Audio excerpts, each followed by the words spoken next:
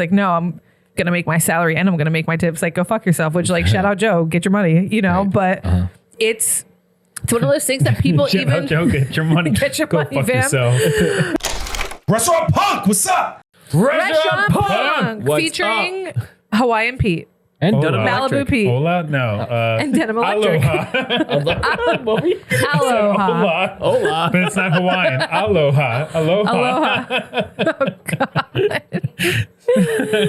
Woo! Sorry. Retirement's taking a toll on me. Apparently. The paperwork's not even signed yet, and he's God. already retired. What's up, guys? Hey. What's going on? I forgot to bring a change of clothes, and apparently this is punishment, but I'm taking this home with me. I'm Yeah, you liking look this. good. I like I'm it. taking get you into out it. somewhere Caribbean tonight. Ooh. Yeah. Welcome to the Bahamas. I'm thinking of one place on a Tuesday in Cape May County that's open that serves Caribbean food. Yeah, Anyway. maybe not. Maybe not. What's going on? Nothing. I was thinking of a topic. This is definitely can be done in two parts, and I feel like it should, right? Okay. Because like in my head, it was like addiction in the restaurant industry. And the first place like my brain went to was obviously like drug addiction, alcoholism, Yeah. you know, like any kind of addiction in the restaurant industry, which is very heavy and serious. I don't know, given the shirt that you're wearing right now, if we should go into a heavy, serious conversation. So there's the flip side to the addiction of the restaurant industry, being addicted to working in the restaurant industry. So how many people do we have that come in and they're like, oh, I'm pretty sure George is like a prime example, which I'm sad that he left. But I remember having a conversation with George and him being like, you know, I worked for Yanni and Peter and I wanted to leave and go open my own studio. And I was making like, you know, not as much money being a dance teacher, but it was my passion. It's what I wanted to do. And you guys sat down with him and you guys were like, no, be a part of our restaurant group. Give up your fucking dreams. No. I think our exact conversation was they were going to move down to Florida and they were going to focus on dance Live out their dream. down there. Yep. And we made the offer at that point because we just got our fourth restaurant, George's Place, in Cape May Courthouse.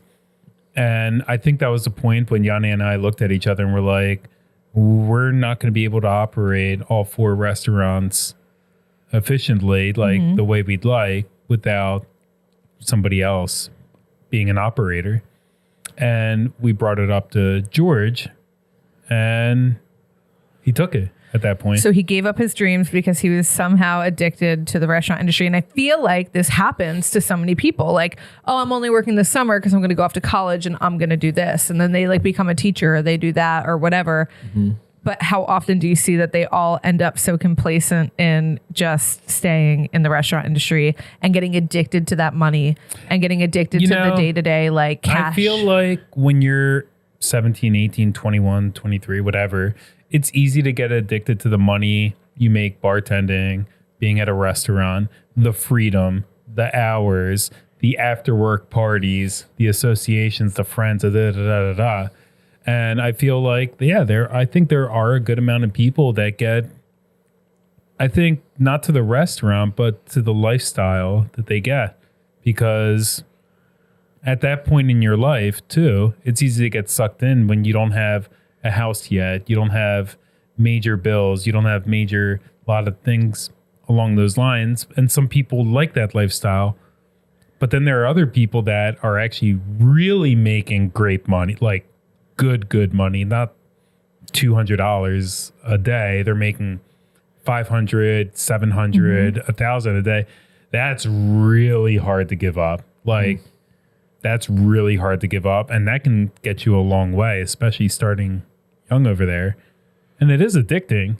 That's what I mean. Like, I feel like it's so addicting. And even for me, like, I remember I left the restaurant industry. It was a blissful 8 years, but I left the restaurant industry. I was like, I can't do this anymore. Like, and for me, I think the environment got more, like, it was like too chaotic for me. And I knew I wasn't going to college. Like I knew for a fact, I was like, my parents aren't paying for college. I ain't paying for college. Like I'm not like a school person in general. I want to do events. How am I going to get into the event industry? And I was like, I need to take an internship, which is why I've never once in my life quit a job without having a job lined up. And I had quit or I was talking to my GM and he was like, before you quit and just walk away without anything, let me set you up with like an event planner. Right. And like, she can kind of guide you in the right direction and like, let you like figure out where you can get started. And that's when I started with Texas Pro DJ, is because she put me in contact with them. And I don't know, I didn't like make that much. Like I'll never forget going from steady like $200, $300, $400 a day to figuring out how to live off of a bi-weekly paycheck of a salary. I gave up my apartment. I subleased it to someone and moved in with a friend until like I could get my feet on the ground. And I'll never forget like the first month or two being like, I fucked up. Like, Right. how am I going to get by on a salary? But it's crazy because then once I got there, I was like, oh, my lifestyle changed completely. I got a raise, like after being there for a little bit and whatever. And I mean, over the course of 6-7 years, I went from, I think it was like $45,000 to like $90,000 a year working in the event industry. And that was like huge for me. I mean, that was from 19, 20 years old until I was about 27, 28. When I met my beloved husband and got the last name Kara, I got sucked right back into the restaurant industry for the rest of my life. No regrets, but it's crazy just thinking about like that time. And then even getting back into the industry, like when I moved back here, I started working in the restaurants. I started working at Scola when we had Scola. And I was like, I'm just going to work a couple days a week, work on my event planning business, get it up and running here because I moved from Texas to here. Right. And I started working at Scola, and I got like, as much as I love to like make the jokes about getting sucked back in, but like I got sucked back in because I started in the off season with you. Yep. And we were still making like $300 a night sometimes in the off season over there. And it was just like, how, like I get to just let this roll off my back and I don't have to worry about it. And it's not like an event that I have to think about for months. And like, it's so addicting to like, just get that fast cash. It's fast cash, you know? Yeah. And But the same, like I worked all summer, on the boardwalk over there. And then I would come back and then I would work seasonally over at Scola. Yeah. And we'd work and then, make like $300 a night, $400 a night. And it was just easier. yeah, it's just easy. hard. Yeah. absolutely. But I mean, it's like after, it was And weird that's because after the off season for you too. that was off season. Yeah. So it's like after the summer, like I didn't really need necessarily, I didn't really need to work, but like I wanted to work too. Yeah. So like I really liked that environment, just even, so I just put myself to work just for fun. Yeah. I don't Just to fucking like know why I did that just to keep yourself busy Work too. for fun. Yeah, but I mean, but it was, I really enjoyed the money. Of The money was course. great. Yeah. The money was good. And it's just, again, like it's so, and you're talking about, like people, you're talking about like younger generations, but I'm even thinking about like the older generations. Like there are people who are still bartending who are Sure. 50, 60, 70 years old Right. because they are so used to that money. Shout out Liz. But like they're so used to that money. It's hard to give up. It's hard to give up. Shit. But like Called you Joe, 70. Fuck. They're out- No, I'm just kidding.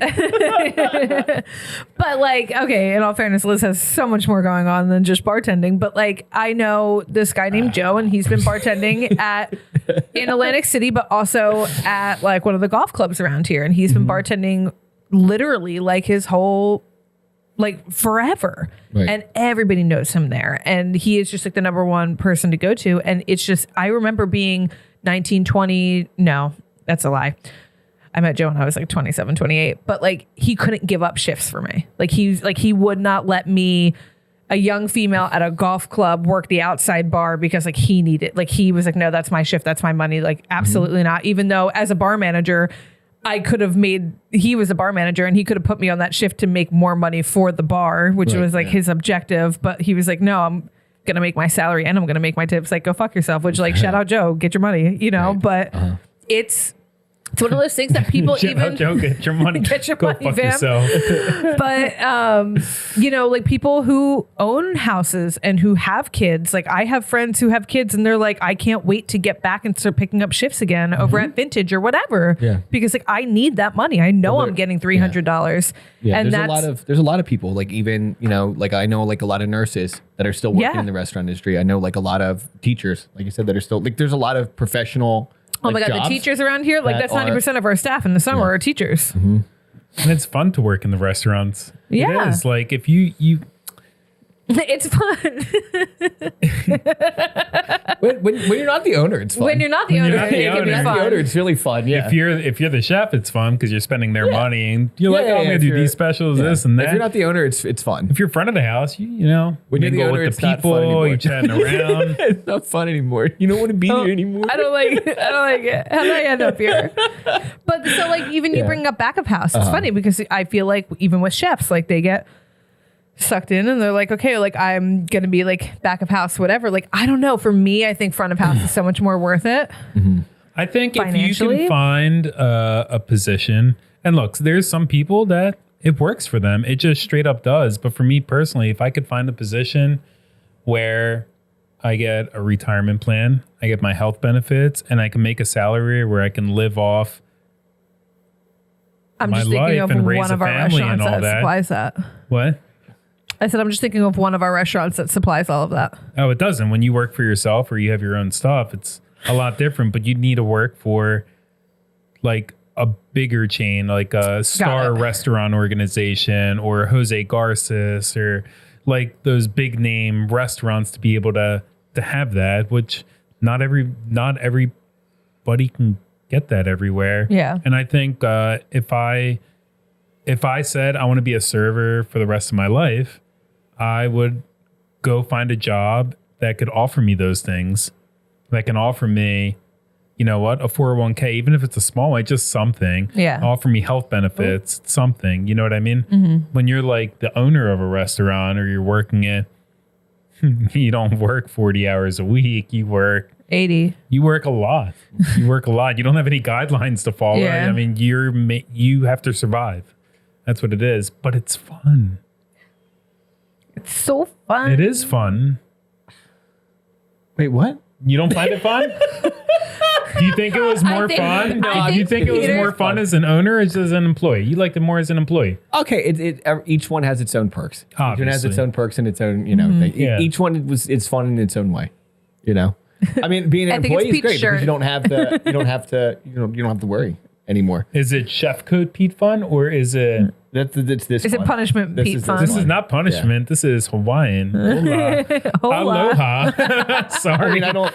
Sorry. I mean, I don't like regret like the transition though. yeah, no. Like, No, there's and I definitely don't either. And luckily, like, listen, even with the position, like you're juggling too, right? Like you have two different establishments to whereas even with me, like I being a team with Peter was always capable of still serving and still being able to make some money within the restaurants while owning, because when you're an owner, you don't make money. But I was able to still like create that income for both of us, like working front of house. Like even if I worked and I was like, okay, my tip money goes towards paying the chef. So that way, whatever money we made, we don't have to take out of the account to move it to pay. Like, that we were able to move things around just with having both of us as a team with that. And even in the off season, when we get to close down the restaurants, I could go and hop to one of our restaurants that's open year round and I can still serve to make money a couple months out of the year. And, there's flexibility in our group to do things like that. Not so much for you. Again, your hands are tied. You have two establishments year round, right. 7 days a week, breakfast, lunch, dinner, But again, I was thinking when I was thinking in my head about like just addiction in the restaurant industry, I was thinking about the 2 scale. So I definitely want to touch on the other one on a different day. But just the addiction of constantly wanting to make that easy, fast cash, constantly wanting that lifestyle of just like, I can sleep all day or I can go do whatever I want during the day and then just pick up a shift at night and then get home and roll it off my back. Like I don't have to worry about it. I got $300 to $500 in my pocket and I'm chilling, Actually, you're making it sound really good again. Actually, like you're really fucking selling it to me. I'm like, wait, what? I sleep all day. I'm like, you get up hire at what, like you fucking hire 2 me at o'clock, your 3 place, o'clock, and I'll hire you at my place, and then we work for each other. And then I get up at like But like I remember 2. working at Uncle Bill's. Oh my god, I was Right. obsessed with working because I'm a morning person. So like I'd wake up at the ass crack of dawn, go serve some fucking pancakes for a couple hours. By 3 o'clock, I was done. And I had over $200 in my pocket, and I was like 14, 15, 16 years old. Yeah. And I was doing that daily. And then I would go to the beach for the rest of the day and do not like I had like a whole summer. And all I had to do was sacrifice a couple hours in the morning. Like, hell yeah, dude. And that's where the addiction really started. Yeah. Because then I was like, oh my God, I get done at 1 o'clock in the afternoon or 2 o'clock. And I can pick up a night job and I can double down. And then I'm like 20 years old making a ridiculous amount of money. Yep. And It's funny too Here we because are. it's like there's so many people that like even like right now like I work with too, and I don't even think that some of them realize like what it is that they have, because like for like there's a couple people that this is kind of like their first job. I Yeah. have a couple first jobbers and they've been with us for like a while, so it's like they don't even realize like what it is that they have. Like they understand that like they get the concept like that they something good, but they don't really know what it is. Yeah. Because they don't have any concept of like working in other establishments or working like in a more professional style sector. Like also like when you have You know? newcomers coming in and like they come in the off season or like at the end of whatever, it's like, just wait until the on season. Cause like there are times to where I'm like, I'll make $50 or less in the off season in a shift. And I'm like, this sucks. But I know 4th of July weekend, Right. like I'm coming home with like $2,000. You know what? That, like, know? that never bothered me. Like sometimes I used to like that too. Like in like the off season, like working, and I'd be like, I don't even give a shit. Like if I make like $60 tonight, $50 tonight, like who gives a fuck? Like I get to like hang out. There's like No, like I the fucking completely people in the kitchen. agree. I get to eat something. Yeah. Like there's like music. I And get shit. free Like, dinner. I'm making at least Right. enough to cover my gas to get Yeah, here and I don't know. everything. So, like, some But of it didn't matter. You know. no, I get that. It was part of the fun too. You know, but yeah, there's a lot of people that don't even like realize like how great it is that like exactly like what they even have. So anyway. Until you're an owner. or until you go look to do something else. Yeah. Because I try to explain too, because there's some people that don't really have an extended education, so it's harder for some people to go out and find something else. And I'm like, well, if you don't have that extended education, there's only so many initial jobs that you can step into. Yeah. You know what I mean? You're gonna have to find some type of like Not even the education, but like just the style job. experience of Yeah. working, like work in a restaurant industry. I forget who But was I mean, it. like, what are your Sandra Bullock initial or like someone said options? that. Like, but if you don't really have like a full blown like education like that, like, what are your options? Your options are you're going to work construction, you're going to work in the hospitality industry in some facet of it. You might be able to work some entry level temp style position in like an office or like a car dealership or what are your options? Yeah. You know what I mean? At like that level, without that advanced education, without the experience. Like where Without else are that you piece really of gonna paper go? of going to college and being like, here. I mean, it's unfortunate that you need that fucking stupid piece of paper Yeah. to like, qualify you for stuff. But when you don't have those things, then, you go into service and then you are making like $300 a night, $200 a night. Why would or you work give that in the up? morning and the night. You're making $200 in the morning. You're making $300 a night. You're rolling $500 a day. You're working 5 days a week. I mean, what the fuck? I mean, it's Yeah. a no fucking brainer. Like this is like a good, like you got a good fucking little gig for Yeah. somebody that doesn't have, like a professional, career. Yeah. That's not fucking bad at all. If you're like Not in the scrolling away, slightest. tens of thousands of dollars, I mean, there's nothing wrong with that. Ain't nothing wrong with that. I can see the addiction. I myself was addicted. We all were. We I all. myself was Are addicted. I were. still You're looking am at addicted. a Yeah. couch full of addictors. Addictors. We'll definitely make this into 2 topics because I feel Yeah. like there's a whole other page we can discuss. But I liked it. Yeah. Okay, that's all. All right. That's all, Well, folks. Wow. Restaurant Punk. Restaurant Punk, we're out. Don't forget, this episode was brought to you by Dunham Electric. All your electrical needs. And Malibu call Pete. Dunham. And Malibu Pete. If I look Hawaiian, I don't know what you look like, Peter. Restaurant Punk, what's up?